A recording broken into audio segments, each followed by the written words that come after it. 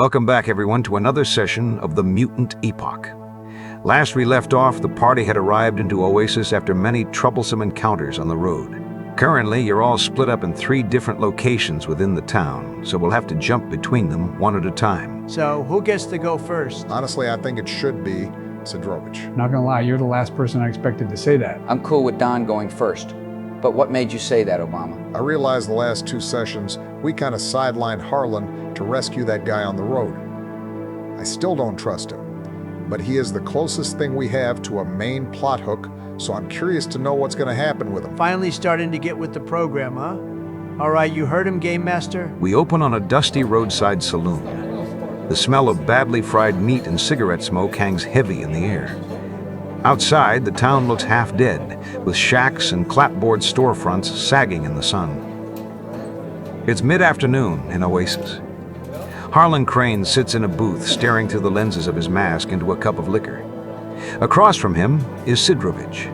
I have half a mind to fire that wretch. Such insolence would never be tolerated back in Overpass. Ordering me around like some common nurse? The nerve! It was a tense situation.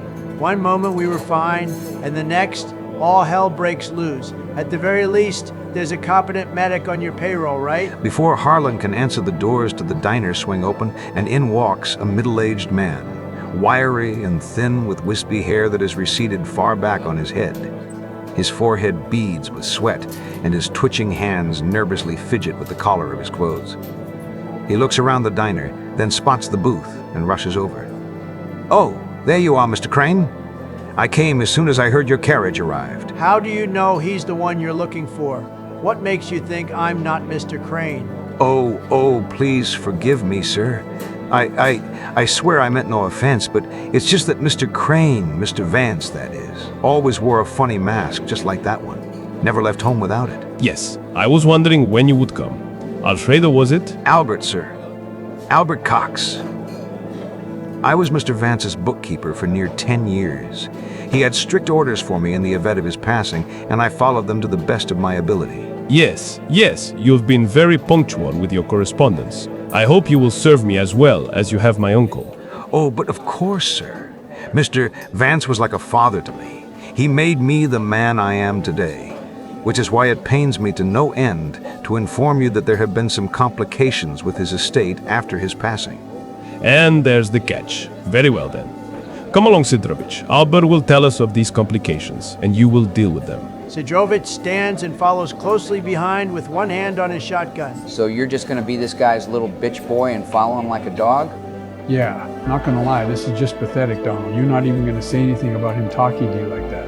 If this was D&D, I'd absolutely rock his shit, but for once, I'm actually motivated to roleplay properly. Albert nervously leads the two down Main Street. The mob that had been formed when you all arrived has dispersed, and now only a few rugged faces pass by here and there. You see, sir, not long after Mr. Vance passed, that same night actually, a group of vagrants barged in and began squatting in his home. There are homeless trash in my family's property, and no one has done anything about it. Who is the law here? That would be Sheriff Myers, sir. He has around 3 deputies under his command, but unfortunately all 4 are currently sick with a debilitating case of the shakes. Then where are the other workers, the herders and ranchers? Can't you get them to handle this? No, sir. They're all either still out on the pasture or here in town. Only, well, look. The manor at the north edge of Oasis, its broad frame sagging but still proud. 2 stories of old-world stone and brickwork with a wraparound porch. Tall windows gleam in the sunlight, and a wrought iron fence surrounds the vast lawn. Once upon a time, this very well may have been a politician's home, but now boards hang at odd angles, curtains flutter through shattered panes, and the gate lies rusted on one hinge. Broken furniture and smoldering campfires are scattered across the property, as are nearly 24 mutants of varying severity. Some are sleeping in the grass. Some are drinking under makeshift tents and lean-tos. At the edge of the property, just beyond the fence line, stands a knot of rough men in patched coats, muskets slung over shoulders, dust masks hiding sunburnt faces. At their center is the dark-skinned captain, eyes sharp beneath a battered cavalry hat. His arms are crossed, sitting on a worn crate. And when he spots Albert and Harlan, he smiles like an alligator. And here comes the man himself, Mr. Crane. Welcome to Oasis, sir. Who is this now? That's Elijah. He's Mr. Vance's. Your foreman. Sidrovich steps forward and shoves his finger into Elijah's chest. You call the shots around here, and you're just sitting here while a bunch of squatters trash the place? What kind of game are you playing, asshole? The kind where I don't get my ass stabbed by a bunch of pissed off muties for no pay. Not a single man gets paid until after my home is rid of this infestation and back in livable conditions. See now, that's exactly what we need to discuss. The money we were earning back when all we had to deal with was a stray wolf or two out in the pasture was fine. But now, you want us killing freaks with all types of powers. That's dangerous work.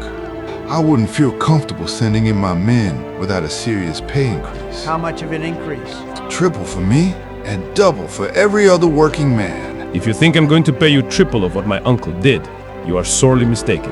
Then I guess you need to find someplace else to stay for the time being. But feel free to drop on by anytime you want to sleep in your own home. Harlan watches the squatters, as if waiting for the house to collapse under its own rot, or for the vagrants to all suddenly migrate off the property. There's a hotel in town for you to stay in until this is dealt with, Mr. Crane. I will not negotiate for what is already mine. Sidrovich, I want this taken care of. Find Boars and Wretch and get this scum off my land. Don't worry, we're gonna take care of this. Harlan huffs, and both he and Albert begin making their way back toward Main Street. Okay, I guess I'm gonna go look for Boars now. We need to kill these homeless guys ASAP. That's not what he said, Donald. He said we just had to get rid of them, not kill all of them. It was strongly implied. Good luck trying to convince Wretch of that. He already doesn't like the guy. With that, we'll turn our attention to Boars and Hawkbit, who I assume are still together. Would you like to tell us where you're headed or what you're up to?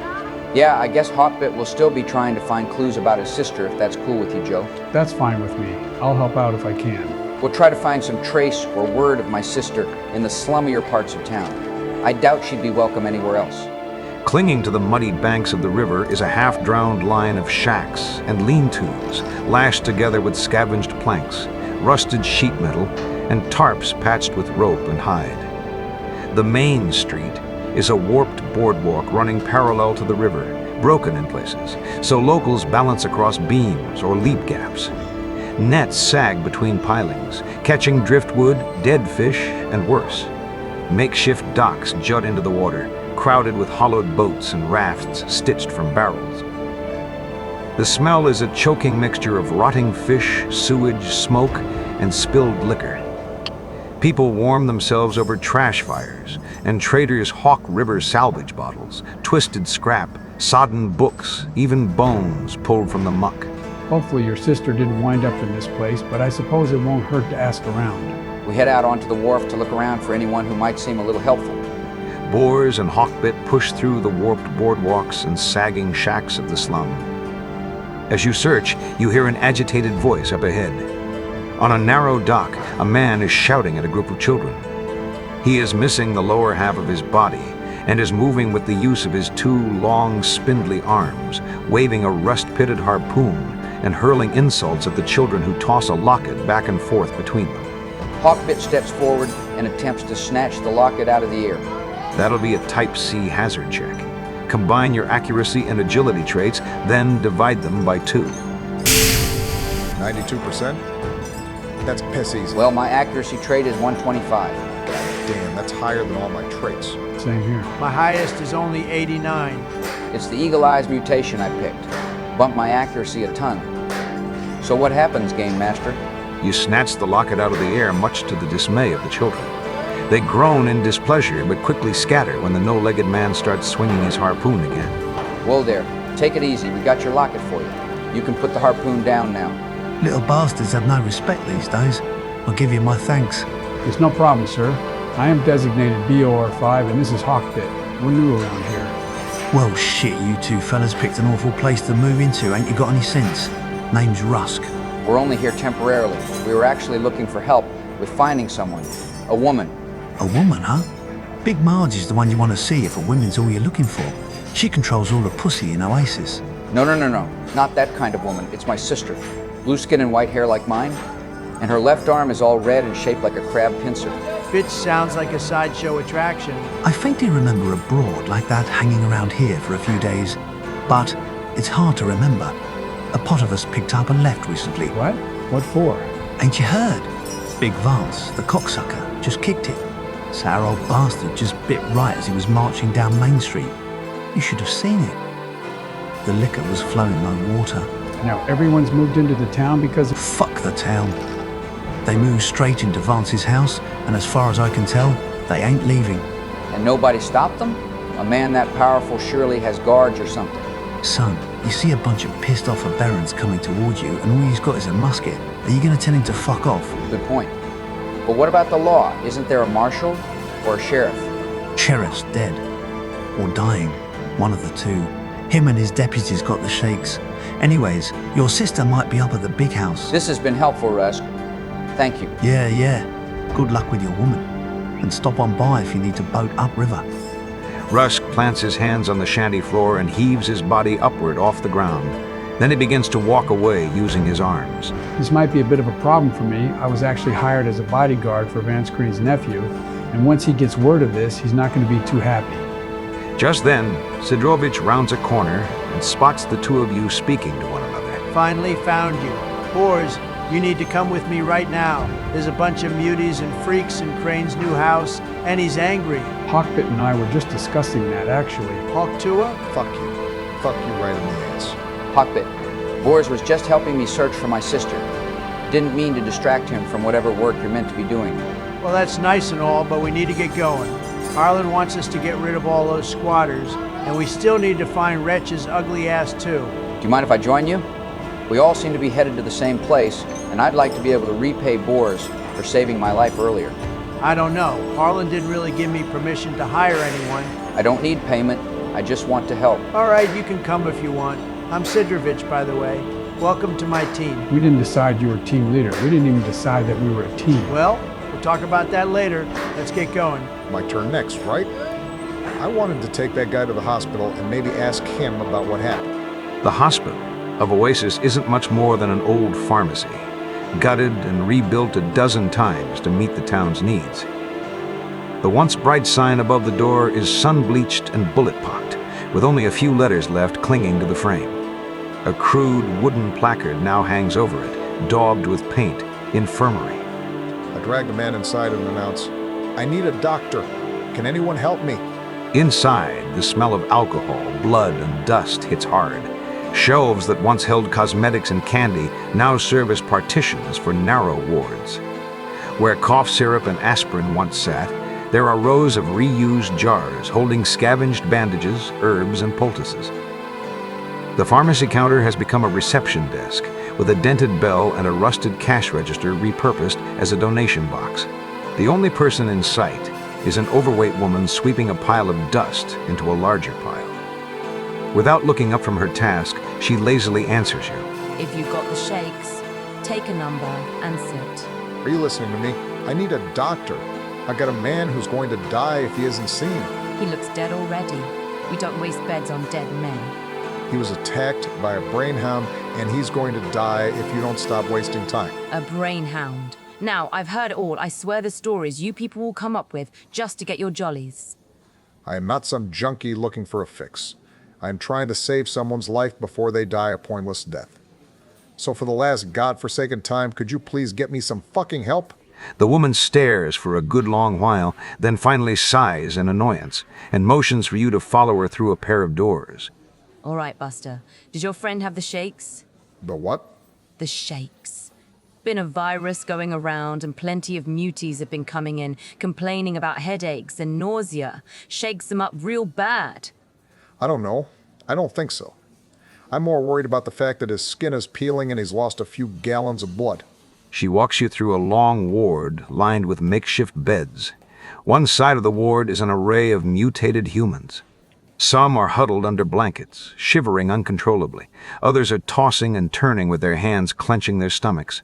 Others lie completely still with their glossy, unfocused eyes rolling in their sockets. The woman finds an empty cot opposite these afflicted mutants and helps you lie the man down on it. If his condition changes, I'll send someone to come find you. Thank you, miss. I'm sorry for losing my temper earlier. My name is Wretch. I'll be working for Mr. Crane for the foreseeable future. She nods and shoots you away. I gotta lie, I was hoping for a bit more, but I guess this is something that's gonna take time. I'll start to make my way out of the pharmacy. Before you get very far, one of the mutant patients begins to speak to you. Or rather, you hear her presence in your mind as she contorts with pain. You feel your mind become overwhelmed with a flash of images, all of them depicting a white horse wearing a floral crown standing in complete darkness. Do I take any damage? None whatsoever. Then I'd like to get out of there as fast as possible. This is a little freaky. You emerge onto the street just as Sidrovich comes walking up the road with Hawkbit and Boars in tow. Let's keep this short. Boar's found a stray and he's going to help us kill some squatters for the boss. I already told him I wasn't going to murder anyone for him. No, see, they're all trespassing, so it's legal. It might even be self-defense, actually. We could probably find a way to convince them to leave if we actually talk to them first. Why would a bunch of people who live in crappy little shacks leave a big, comfortable house? I'm telling you that violence is the only way that this is going to end. You're outnumbered on this, Sidrovich. Just accept it. One day you two are going to come around to my way of thinking. But fine, we'll be all diplomatic and ask questions first. And with that, we'll conclude our session for today. Not a whole lot happened this time. Compared to the first 2 sessions, this was pretty peaceful. There was only a single roll. We got some insight about what's happening in the town, and there's still more that we don't know yet. I always like slower sessions that just focus on role play and fleshing out the plot. It's probably a good thing that we're getting a break to decide on how we're going to clear those squatters. Because honestly, I'm stumped. You were the ones who didn't want to go with my idea, so it's up to you 3 to figure something out. Just walking up and killing everyone isn't an idea. It's not even an option since we're all rank 1. Quit being a fucking murder hobo. In any case, this is something you'll need to properly discuss in character during our next session. Thank you all for joining me tonight, and have a good evening.